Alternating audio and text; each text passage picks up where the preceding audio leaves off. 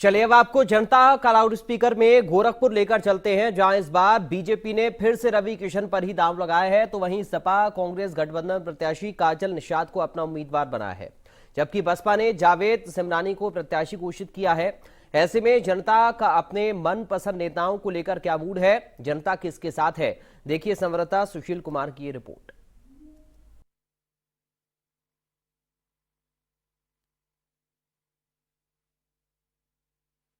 लोकसभा चुनाव 2024 को लेकर बिगुल फूका हुआ है और लगातार चारों तरफ प्रत्याशी वोटरों के दरवाजे पे पहुंच रहे हैं।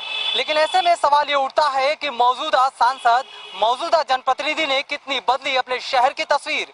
गोरखपुर में दो लोकसभा क्षेत्र है, एक सदर और दूसरा बांसगांव। हम इस समय बांसगांव संसदीय क्षेत्र में मौजूद है, जहां पर 3 बार से सांसद कमलेश पासवान है। इस बार चौथी बार वो मैदान में है भारतीय जनता पार्टी के जो है बैनर से। तो कहीं ना कहीं कितना बदला है कौड़ीराम, कितना बदला है बांसगांव, कितनी बदली है सूरत, इसको लेकर हम आम जनता से बातचीत करेंगे, उनसे पूछेंगे और ये जानने की कोशिश करेंगे।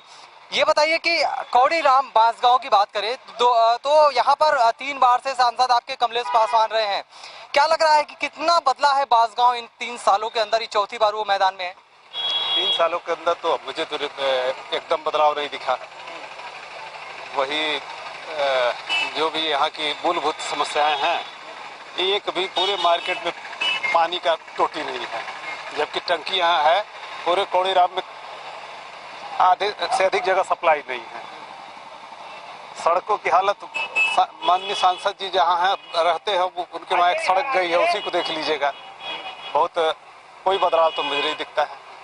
अच्छा, बदलाव नहीं दिखता, फिर भी 3 बार से वो सांसद है, ऐसा क्यों? अब ये तो सोचने की बात है। सांसद हैं 3 बार से, जो भी उनके विपक्ष में खड़ा हुआ वो उस दमदारी से अपनी उपस्थिति दर्ज नहीं करा पाया। इस बार क्या लग रहा है, एनडीए गठबंधन भी दमदारी से खड़ा होगा? इस बार लगता तो यही है, क्योंकि विकास तो कहीं से नहीं दिखता है। हम वो अपने आंकड़े की बाजीगरी में दिखा दें, ये सड़क बनी है, वो सड़क बनी है, वो दूसरी बात है। लेकिन स्थानीय स्तर पर कोई स्थानीय बता दे कौड़ीराम मार्केट में कौन ऐसा रद्दोबदल हुआ है, कोई कुछ रद्दोबदल हुआ लेकिन ये जो प्रत्याशी है वो भी 2 बार पहले भी बसपा से हार चुके हैं, तीसरी बार एनडीए गठबंधन से। हाँ, हार चुके हैं, लेकिन इसके पहले ये यहाँ बसपा सरकार में मंत्री भी रह चुके हैं। हाँ, बिल्कुल ठीक है, आपने मंत्री भी रह चुके हैं। कितना बदला है बांसगांव? क्या लग रहा है, आम जनता अपने हिसाब से देखती है तो क्या लग रहा है कि अभी जो मौजूदा सांसद थे उनसे कितनी और अपेक्षा है, या फिर अभी किस हिसाब से वोट करेंगे वो? सबसे पहले मैं कौड़ीराम की धरती पर आपके चैनल का मैं स्वागत करता हूं, और आपने यहाँ की मूलभूत समुदायों के जो समस्याओं को उसको आपने उजागर करने के लिए जो सवाल पूछा है, तो कौड़ीराम की समस्याएं अनगिनत हैं। कौड़ीराम की सबसे बमूल समस्या, कौड़ीराम जो है जाम का क्षेत्र बन गया है। जाम यहाँ आए दिन लगता है, इस पर आज तक सरकार ने कोई विशेष ध्यान नहीं दिया। दूसरी चीज़, कौड़ीराम में नाली की समस्या है, जल निकासी की समस्या है। यहाँ के जो भी जनप्रतिनिधि हैं इस पर कोई ध्यान नहीं देते हैं। समस्याओं का बार है। अभी तो तार यहाँ बिजली का बदला गया, नहीं जज्जर तार भी पड़े हुए थे, ये भी एक समस्या है। तमाम समस्याओं को देखते हुए कौड़ीराम की जनता अगर परिवर्तन चाहती है तो फिर इनके कारणों से नहीं होगी, अपनी समस्याओं से होगी। हम अपनी समस्याओं पर ध्यान देंगे तो जरूर परिवर्तन चाहेंगे। और ये जो भी ये परिवर्तन चल रहा है, जो भी ये 2 बार से 3 बार से जो ये सांसद हो रहे हैं, यह इनके क्रियाकलाप से नहीं, यह योगी और मोदी के नाम पर जीतते हैं। हाँ, ये बात मुझे भी सुनाई दिया था कि यहाँ पर योगी और मोदी के नाम पे वोट पड़ता है, यहाँ पर जो प्रत्याशी है उनके नहीं। इनको अपने नाम से कुछ वोट मिलने वाला नहीं है। हाँ, ये खुले मन से कोई कहने वाला नहीं है। तो क्या इस बार भी वही जादू चलेगा? जादू तो लग रहा है चल रहा है वही। समस्याएं तो बहुत है, नहीं कोई ध्यान दे रहा है। यानी समस्याएं हैं, उसके बाद भी केवल चेहरा एक नजर आता है। क्या लग रहा है, आप लोग स्थानीय हैं यहाँ पर, कितना विकास हुआ है, या इस बार जो जनता है वो क्या समझ के वोट करेगी? विकास क्या हुआ? विकास अभी कुछ नहीं हुआ। 3 बार से आश्वासन दे रहा कौड़ीराम को टाउन एरिया बनाने के लिए, एक बार भी आवाज नहीं उठा टाउन एरिया कौड़ीराम को बनाया जाए। ये नाली जो तेलगगड़ा में मिलाने के लिए बात हुआ था, अगले बार का आश्वासन है, इस बार भी नाली नहीं मिलाया गया। 20 रास्ते में छोड़ दिया गया है, वहाँ तमाम पानी लगता है, उत्ती लगता है। और मोदी और योगी के नाम पर ही वोट पाएंगे, जो व्यक्तिगत कारणों से कुछ नहीं है। ये हमारे बगल की रहे, लेकिन अपना रोड नहीं बनवाए हैं पूरा। लेकिन जनता तो विकास चाहती है और विकास के नाम पे वोट करती है, लेकिन यहाँ पर एकदम अलग है। नहीं, राष्ट्रीय कारणों से लोग मोदी और योगी को लाने के लिए वोट करते हैं। प्रत्याशी का विरोध करते हैं लेकिन वोट देना ही पड़ेगा। भाजपा को ही वोट देते हैं लोग। कैसे विकास होगा फिर यहाँ तो होगा तो हो ही रहा है। राष्ट्र में कोई विकल्प नहीं है मोदी के अलावा। आप लोग के विश्वास पर इंडी गठबंधन और तमाम लोग इसी में बह जाएंगे हवा में? बह ही रहे हैं। हाँ। चलिए और भी लोग से बात करते हैं। अच्छा, कुछ कांग्रेसी भी हमारे साथ आ गए हैं। आप लोग भी यहाँ पे पहुंचे हैं कौड़ीराम, क्या लग रहा है? यहाँ की जनता तो कह रही है कि कोई विकास नहीं हुआ है लेकिन फिर भी वोट करेंगे। नहीं, सबसे पहले आप चैनल को बहुत बहुत धन्यवाद और आपको भी खास तौर से जो आप आवाम की खबर को आप पहुंचाते हैं।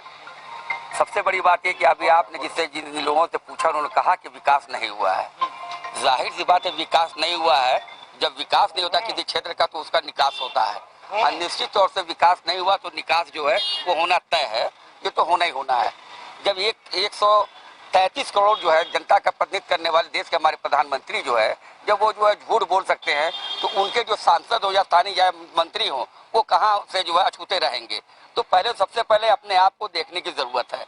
जिस तरह से जो है आज जो है देश की जनता परेशान मरमाहित है, चाहे विकास का मुद्दा हो, चाहे जो है महिलाओं का मुद्दा हो, चाहे रोजगार का मुद्दा हो, चाहे चिकित्सा का मुद्दा हो, चाहे शिक्षा का मुद्दा हो, इस पर तो हर आदमी जो है खामोश है। इस वर्तमान की सरकार के जितने भी नेता हैं, चाहे मंत्री हो, चाहे हमारे प्रधानमंत्री हो, चाहे उत्तर प्रदेश बहुत बड़ा सूबा है इसके जो है मुख्यमंत्री हो, इस पर कोई वो नहीं है। ये बताए कब तक लॉलीपॉप देकर काम चलेगा? लेकिन फिर भी तो जीत तो हो जाती है। वैसे में बांसगांव की तस्वीर कैसे बदलेगी? एकदम बदलेगी। बांसगांव की तस्वीर जो है, देखिए बांसगांव जो है बड़ा क्षेत्र, लोकसभा क्षेत्र। आपके जो प्रत्याशी है यहाँ पर उनका भी तो विरोध हो रहा है। आपके ही लोग उनका विरोध कर रहे हैं, वो नहीं चाहते हैं वैसे प्रत्याशी। देखिए एक बात बहुत साफ हम बता दें, ऐसा कुछ नहीं है, किसी तरह का कोई विरोध नहीं है। विरोध है, पोस्टर भी चिपकाया जा रहा है। ऐसा वो ठीक है, आप देख रहे हैं जिनको आप दिखा रहे हैं वो लोग जो लोग इस तरह का विरोध कर रहे हैं वो हम लोग संज्ञान में अभी ये नहीं है। अगर ऐसा है तो उनको रास्ता दिखाया जाएगा। पुराने कांग्रेसी हैं, पुराने नेता हैं, किस तरह का लग रहा है कि कितनी तस्वीर बदलेगी या जो आपके इंडी गठबंधन है वो प्रत्याशी कितना कारगर साबित होगा जनता की उम्मीदों पर? अब अभी हम अपने फाजिल दोस्त की बात सुने कि विकास कुछ नहीं हुआ, डेवलपमेंट कुछ नहीं हुआ, काम कुछ नहीं हुआ, लेकिन वोट मोदी और योगी के नाम पर दिया जाएगा। तो जनता को विकास चाहिए, हम जनता के लिए लड़ रहे हैं। अगर जनता विकास नहीं चाहती है, वो सिर्फ रामनामा चाहती है तो हम उस पर कुछ कह नहीं सकते। लेकिन एक बात बहुत सही है कि जिस देश में प्रधानमंत्री मोदी और योगी के नाम पर वोट दिया जाता है, हम ये नहीं समझ पाते हैं 58 और 54 पर आया हुआ आदमी मंच से हमारे देश का प्रधानमंत्री किरसनी गिरी हुई बात है, वो महिलाओं के लिए बोलता है कि उसका मंगलसूत्र कांग्रेस छीन लेगी। ये जनता और महिलाओं से निवेदन है कि आप लोग बदल डालिए। ये सिर्फ इस सिस्टम को खराब किया जा रहा है। ये देश कहीं न कहीं दिग्भ्रमित कर दिया गया है हिंदू मुसलमान के नाम पर। महंगाई चरम पर है, बेरोजगारी चरम पर है, भ्रष्टाचार चरम पर है। कोई नौकरशाह ऐसा नहीं है जो जनता की बात सुनता हो। सिर्फ विरोध अगर रहता तो फिर बार बार जनता उन्हें कैसे चुनती? क्या लग रहा है कि स्थिति क्या? 1962 में इंदिरा गांधी ने मंगलसूत्र अपना गिरवी रखा और पूरे देश के महिलाओं ने अपना सोना और गहना जो है देश के लिए दान दिया। लेकिन 1962 के युद्ध के बाद उस गहने का क्या हुआ, आज तक कांग्रेस उसका हिसाब नहीं दे पाई। और रह गई मोदी और योगी की बात, मोदी और योगी देश के लिए बहुत आगे तक काम किए हैं और आगे की सोच है उनकी। और आने वाले समय में देश जो है इकोनॉमी के क्षेत्र में बहुत ऊपर जाने वाला है। यानी आप समझते हैं कि दूरदर्शी जो सोच है वो जनता समझ रही है? जी। चलिए हम महिलाओं से आपके पास आते हैं, फिर आएंगे आपके पास, महिलाओं से और बात कर लेते हैं। क्या लग रहा है कि आप यहीं के रहने वाली हैं? नहीं। आप यहीं के रहने वाली हैं आप लोग? नहीं, मतलब हाँ गाँव के हैं। चलिए कोई बात नहीं। आपको क्या लगता है कि क्या परिवर्तन हो रहा है इस बार? परिवर्तन यह है कि मोदी के वोट नहीं हम लोग देते हैं। हाँ, जब हमारे जनता लोग के नहीं खोज रहा है तो वो लोग के नहीं वोट देंगे। हाँ, कांग्रेस के वोट देंगे। हाँ। आप लोग यहीं के रहने वाले? नहीं, उनके घर चलिए और लोगों से हम बातचीत कर लेते हैं। आप बताओ कि ये बताओ किस तरह की स्थिति है बांसगांव में, कितना लग रहा है बदलाव? जी एक बार फिर से पूछेंगे, जवाब मैं देना जरूर चाहूंगा। क्या पूछ रहे थे एक बार? बांसगांव की कितनी तस्वीर बदली है? पिछले 3 बार से बीजेपी के ही सांसद रहे हैं। इस बार जनता क्या समझ के वोट करेगी? जनता इस बार बदलाव के मूड में है और जनता बदलना चाहती है। क्योंकि योगी और मोदी के नाम पर पिछली 2 बार से लगातार इन्हें जिताया गया, लेकिन योगी और मोदी के नाम पर इन्होंने वोट तो ले लिया, लेकिन विकास के नाम पर गोरखपुर जनपद का यह दक्षिणांचल इलाका बेहद पिछड़ा हुआ है। हर चीज की यहाँ पे असुविधा है, किसी भी चीज की सुविधा नहीं की, जबकि केंद्र में, राज्य में उनका पार्षद से लेकर राष्ट्रपति तक भाजपा का है, लेकिन कोई सुविधा नहीं आज तक दी गई। आज दक्षिणांचल ये कटा हुआ है गोरखपुर जनपद से।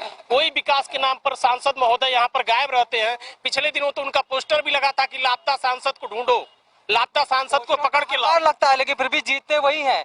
मैं एक चीज ये जानना चाहता हूँ कि क्या इस बार जनता क्या मूड रही है, जनता क्या सोच रही है, जनता किस तरह के किस चीजों को लेकर के वोट करेगी? क्योंकि आप अगर यहाँ के रहने वाले हैं तो कितना बदला है बांसगांव, मैं ये जानना चाहता हूँ। जनता जो विकास के नाम पे वोट करेगी। आज गोरखपुर जाने के लिए 4 लाइन हाईवे बना हुआ है। एक समय था कि गोरखपुर जाने के लिए हमें मशक्कत करनी पड़ती थी। सड़क गड्ढे में है कि गड्ढे में सड़क है पता नहीं चलता था। और इधर पूर्वांचल में जो है सड़क का जाल बिछा हुआ है। आप यहाँ से गोरखपुर जाइए और गोरखपुर से पूरे देश में के किसी भी कोने में चले जा सकते हैं आप। अच्छा, एक चीज ये बताइए कि क्या वजह, जब प्रत्याशी जब चुनाव होता है तभी प्रत्याशी सामने आता है? नहीं बोल पाई, हेलो बोली है।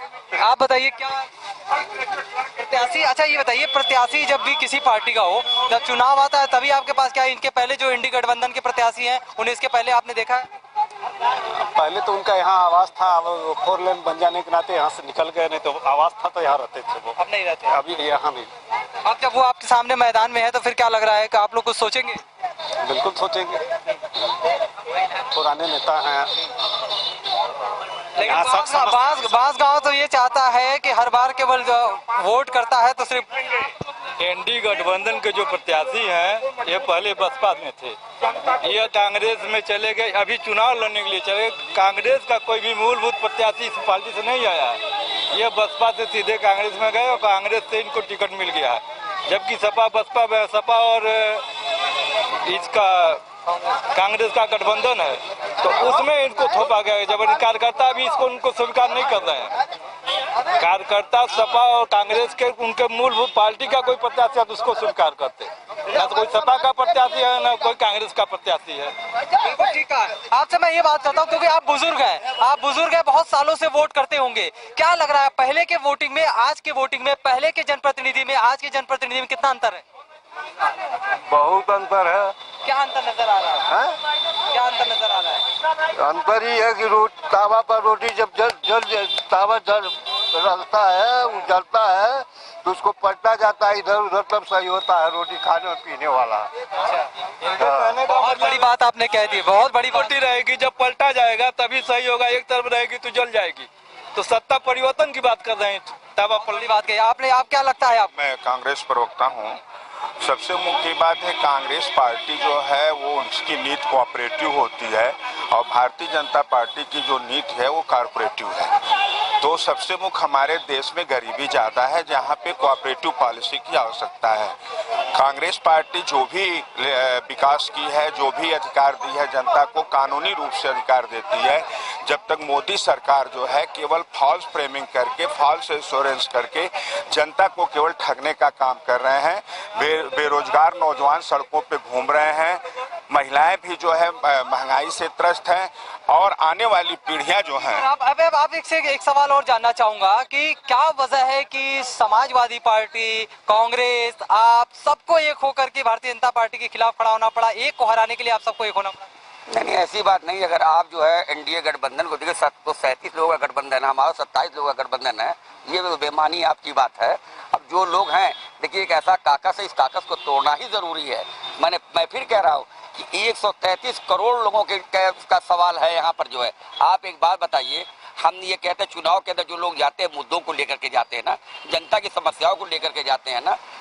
बेरोजगारी का अगर ज़्यादा है तो उसको खत्म करने के लिए लेके जाते हैं। अगर महंगाई ज़्यादा, महंगाई कैसे खत्म किया जाए, शिक्षा में कमी, शिक्षा कैसे आगे बढ़ाई जाए, चिकित्सा में दिक्कत है, चिकित्सा कैसे आगे बढ़ाई जाए, तमाम चीज़ें। रोड का मामला भी हमारे बता रहे थे एक साहब जो है कि यहाँ रोड नहीं था, आज ये 4 लेन है, 4 लेन बनी है, बिल्कुल बनी है। ये कोई योजना जो है मोदी जी की नहीं है, ये योजना बहुत पहले की योजना है। इस योजना के अंतर्गत हम लोग चल रहे हैं, सभी लोग चल रहे हैं। सरकार जो रहती है काम तो उसी का होता है। नहीं, देखिए ऐसा वो बात तो अलग की है, अभी हमने सब बना कर दे दिया, कल हमारी सरकार अगर बदल गई तो आपका नाम कीमत के ऊपर है। चलिए, आपने ये बात सही कहा है कि यही जरूर है कि जो काम करता है वो दिखता है और जो काम करेगा वही जनता पे राज करेगा। क्या लग रहा है कि जो अभी स्थिति है वो आने वाले समय में कितना बदलेगा या फिर यही पर जो है चीजें रिपीट होंगी? देखिए, जनता सर्वोपरि है, जनता महान है और जनता ही तय करेगी कि कौन सत्ता में आएगा। लेकिन जनता को एक बार अब ये समझना होगा, जनता को इस बात समझना होगा कि आखिर अभी अभी हमारे भाई साहब ने कहा कि 62 में इंदिरा गांधी ने सोना दिया, उस सोने का पता नहीं चला। अभी अभी केदारनाथ के मंदिर का टनों में सोना निकाल लिया गया पुजारियों द्वारा। अभी अभी बारीपुर देवरिया की घटना है, एक पुजारी की हत्या कर दी। चलिए अब आपको हरदोई लेकर चलते हैं, जहां पर अखिलेश यादव एक कार्यक्रम में पहुंचे हुए हैं।